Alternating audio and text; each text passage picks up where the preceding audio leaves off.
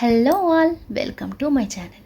ఈరోజు సింపుల్గా హెల్తీగా టేస్టీగా ఉండే మెల్ మేకర్తో గ్రేవీ కర్రీ చేశాను. ఇది చపాతీలోకి, రైస్లోకి, బగారా రైస్లోకి చాలా బాగుంటుంది.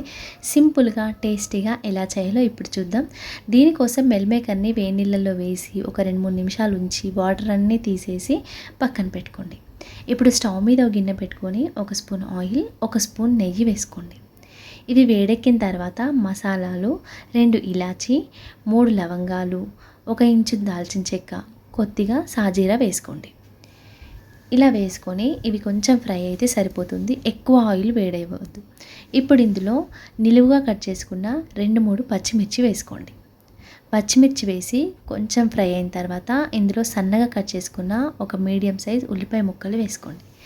ఉల్లిపాయ ముక్కలు ఎంత సన్నగా కట్ చేసుకుంటే గ్రేవీ అంత టేస్టీగా ఉంటుంది. ఇలా కలిపి మూత పెట్టేసి ఒక 2 నిమిషాలు మంట లో ఫ్లేమ్లో పెట్టుకొని మగ్గనివ్వాలి. ఇంతలోపు మనం మసాలా కోసం పచ్చి కొబ్బరి, 1 స్పూన్ ధనియాలు, జీలకర్ర, ఇలాచి 3 ఇంచు దాల్చిన చెక్క వేసి ఇలా మిక్సీ పట్టుకోండి.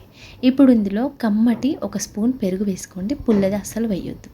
ఇప్పుడు ఇందులో మీడియం సైజ్ టమాటా ముక్కల్ని వేసుకొని ఇలా పేస్ట్ చేసి పక్కన పెట్టుకోండి. ఈ మసాలా పేస్ట్లో నానబెట్టిన 2-3 కాజు వేసుకుంటే క్రీమీగా ఇంకా బాగుంటుంది టేస్ట్. ఇప్పుడు ఆనియన్స్ ఫ్రై అయినాయి కదా, ఇప్పుడు ఇందులో 1 స్పూన్ దంచుకున్న అల్లం వెల్లుల్లి పేస్ట్, అదేవిధంగా 1 స్పూన్ పుదీనా వేసుకొని మంట లో ఫ్లేమ్లో పెట్టుకొని ఫ్రై చేసుకోవాలి. పుదీనా వేస్తే టేస్ట్ చాలా బాగుంటుంది ఇక్కడ. ఇప్పుడు ఇందులో 1/2 స్పూన్ కసూరి మేతి వేసుకున్నాను. అదేవిధంగా తగినంత పసుపు కూడా ఇక్కడ వేసుకోండి. మంట లో ఫ్లేమ్లోనే పెట్టుకొని బాగా కలుపుకోండి. ఇప్పుడు ఇందులో మనం ముందుగా గ్రైండ్ చేసి పెట్టుకున్న ఈ మసాలా పేస్ట్ని వేసుకోవాలి. మసాలా పేస్ట్ వేసినప్పుడు మంట లో ఫ్లేమ్లోనే ఉండాలి, లేదంటే అడుగు పట్టేస్తుంది. ఇలా మసాలా అంతా ఈక్వల్గా కలిపి మూత పెట్టి పచ్చివాసన పోయి ఆయిల్ సపరేట్ అయ్యే వరకు మగ్గనివ్వాలి. మంట లో ఫ్లేమ్లోనే పెట్టుకోండి. ఇలా ఆయిల్ సపరేట్ అవుతున్నప్పుడు ఇక్కడ మీ కారానికి తగ్గట్టుగా, టేస్ట్కి తగ్గట్టుగా కారం వేసుకోండి. కారము, ఉప్పు కూడా ఇక్కడే వేసుకోండి. ఇక్కడ నేను 1 స్పూన్ కొత్తిమీర వేసుకున్నాను. కొత్తిమీరతో పాటుగా ఇలా ఫ్రై చేస్తే టేస్ట్ చాలా బాగుంటుంది. ఇలా అంతా ఈక్వల్గా కలిపి మనం ముందుగా నానబెట్టుకున్న మెల్ మేకర్ని కూడా వేసుకొని మసాలా అంతా బాగా పట్టనివ్వాలి.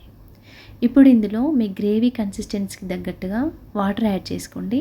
మనం మిక్సీ జార్లో మిగిలిపోయిన మసాలా వాటర్ కూడా వేసుకోవచ్చు. ఇలా వేసి అంతా కలుపుకొని కొంచెం కొత్తిమీర వేసుకొని ఉడికించుకోవాలి. ఉడికేటప్పుడు కొత్తిమీర వేస్తే టేస్ట్ బాగుంటుంది. ఇలా వేసి ఉడికించండి. మంట లో ఫ్లేమ్లో పెట్టుకొని ఉడికించుకోండి. ఇలా ఆయిల్ సపరేట్ అయ్యే వరకు మధ్య మధ్యలో కలుపుతూ బాగా ఉడికించుకోవాలి కర్రీని. అంతే, ఆయిల్ సపరేట్ అయిన తర్వాత ఇంకా స్టవ్ ఆఫ్ చేసుకొని సర్వ్ చేసుకోవడమే. ఇది చపాతీలోకి, రైస్లోకి చాలా బాగుంటుంది. మీకు నచ్చితే లైక్ చేసి తప్పకుండా ట్రై చేయండి. మీకు ఎలా వచ్చిందో నాకు కామెంట్ సెక్షన్లో చెప్పండి. మరిన్ని టేస్టీ అండ్ హెల్దీ రెసిపీస్ కోసం నా ఛానల్ని సబ్స్క్రైబ్ చేసుకోవడం అస్సలు మర్చిపోవద్దు. Thank you for watching. Please subscribe my channel.